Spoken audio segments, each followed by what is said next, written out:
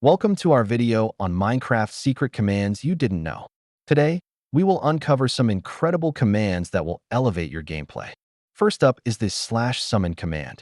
This command lets you create custom mobs and creatures, giving your Minecraft world a unique twist. Next is this /give command. You can use it to acquire rare items directly. Imagine having enchanted weapons and tools at your fingertips. Now, let's check out the /effect command. You can give yourself all sorts of status effects, from speed to invisibility. Use your imagination. Want to travel across your world in the blink of an eye? The /TP command can teleport you to any coordinates instantly. Switching between game modes is a breeze with this /game mode command. Whether you want to build or survive, it's all at your fingertips. Feel like changing your surroundings? This /setBlock command allows you to place or remove blocks dynamically, shaping your world as you wish. Want to change the weather instantly? The /weather command does just that.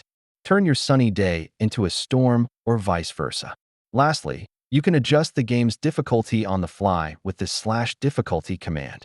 Perfect for those moments when things get too intense.